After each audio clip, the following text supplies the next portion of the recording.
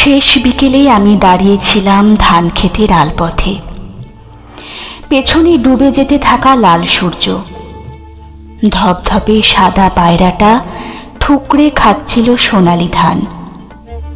তুমি তাকিয়েছিলে আমার চোখে, হঠাৎ হাত বাড়িয়ে অস্ফুটে বললে, তোমার হাত ছুঁতে চাই। আমি অবাক চোখে বললাম, শুধুই ছুঁতে চাও নাকি ধরতে? ছুঁতে। ধরতে না চাইলে ছুঁও না কিন্তু। কেন?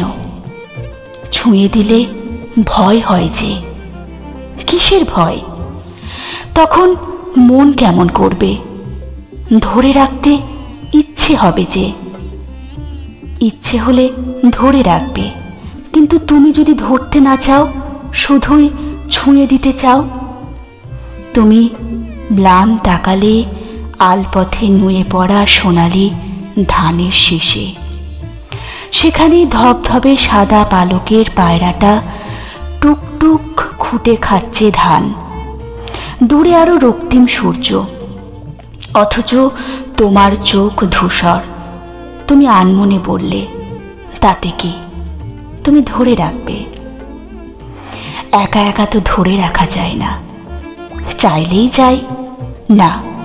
একা চাইলে ছুঁয়ে দেওয়া যায়, কিন্তু ধরে রাখা যায় না।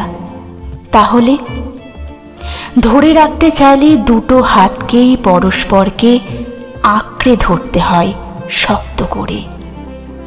তুমি হঠাৎ চুপ করে রইলে, তারপর ক্রমশই গুটিয়ে নিলে তোমার বাড়িয়ে দেওয়া হাত।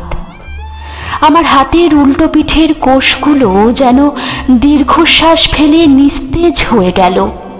হয়তো ওরাও তোমার স্পর্শের অপেক্ষায় উন্মুখ হয়েছিল।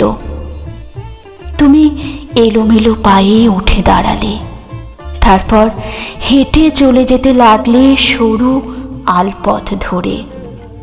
সেখানে লাল সূর্যটা ডুবে যাচ্ছে। তোমার পায়ের শব্দে সোনালি ধান ফেলে উড়ে গেল ধবধবে সাদা পায়রাটা। কেবল ইতস্তত পড়ে রইল স্মৃতি। ডুবে যেতে থাকা সূর্যের ম্লান আলোয় তুমি ক্রমশই ছায়া মূর্তি হয়ে যেতে লাগলে, সরে যেতে লাগলে দূরে, আরো দূরে, বহু দূরে, আমার দৃষ্টির বাইরে। আধ খাওয়া উচ্ছিষ্ট কয়েকটা ধান কেবল পড়ে রইল উড়ে যাওয়া পায়রার ঝরে যাওয়া বিবর্ণ রুগ্ন এক পালক। আর আমার বুকের ভেতর অদ্ভুত এক কান্না, কিংবা ছুঁয়ে যাওয়া অজানা এক না ছোঁয়া।